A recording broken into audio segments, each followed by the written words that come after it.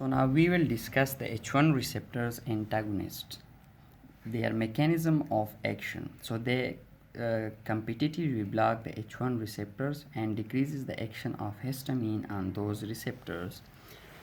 Coming to the classification, so the H1 receptor antagonists are classified into two generations. The first generation being the classical one and the second generation. I don't know how to remember these drugs, but you can make mnemonics by yourself. The first generation includes diphenhydramine, diphenhydrinate, promethazine, cinnarizine, cyclizine, and chlorpheniramine. Note that the first generation has certain special properties. By blocking H1 receptors, they have also the ability to block the cholinergic receptors. That's why they are also anti-emetic and anti-motion sickness. They are very soluble, so they can cross the blood-brain barrier and has CNS effects also, which are sedation and drowsiness.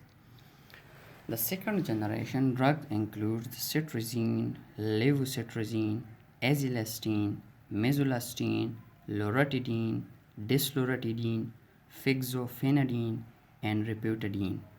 Note that the second generation drugs have not those special properties, means they can only act on the H1 receptors. They have no anticholinergic effects and they are less soluble, so they can't do the CNS effects, and due to their non-cholinergic actions, so they are not anti-emetic and they are expensive.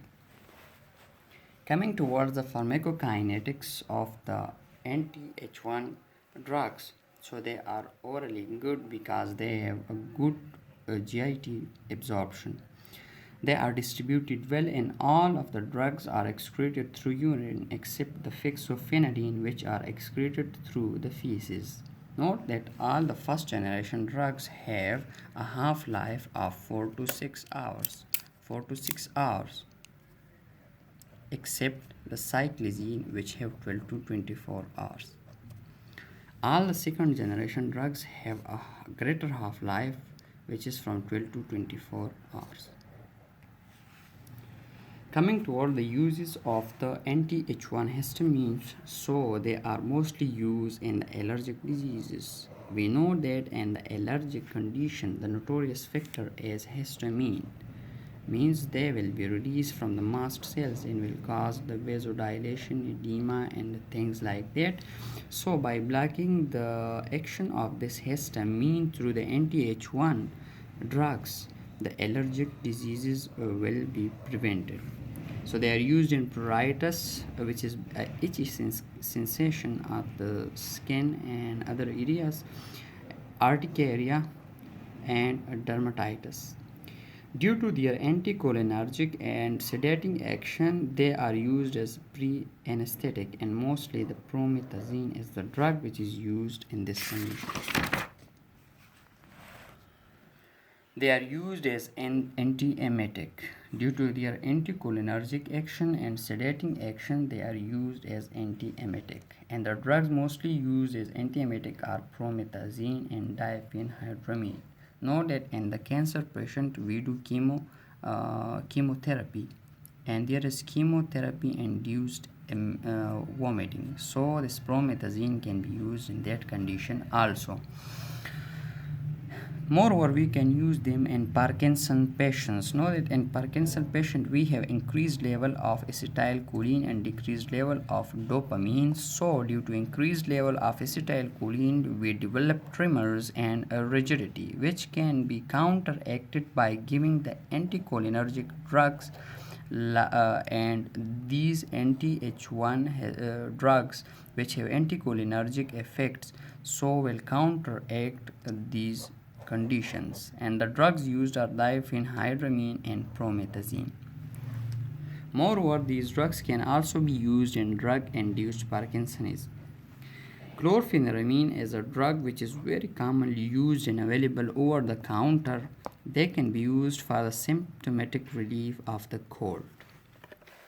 They can also be used in Meniere's disease. So we will discuss the Meniere disease. Basically, it is a chronic vertigo of the inner due to the overexcitation of the inner ear. The chronic vertigo occurs in this patient.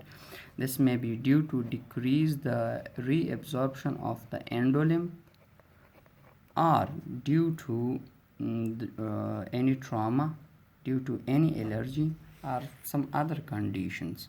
So we can give the cinerezine and meclizine in such type of patients, and due to their anticholinergic actions they will be helpful in the treatment of this disease.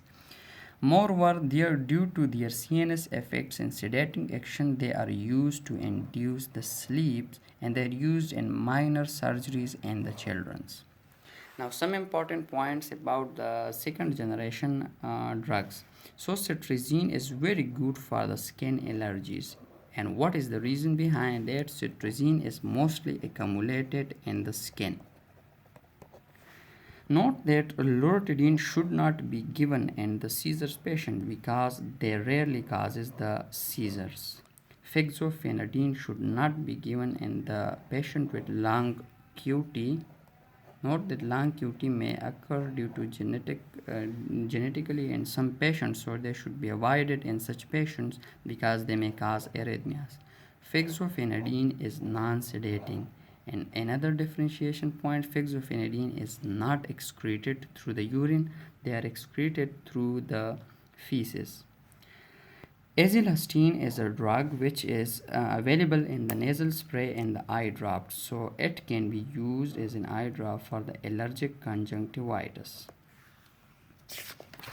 Coming towards the adverse effect of the first generation, so due to their CNS action they causes sedation, so they should not be given to the person who is driving.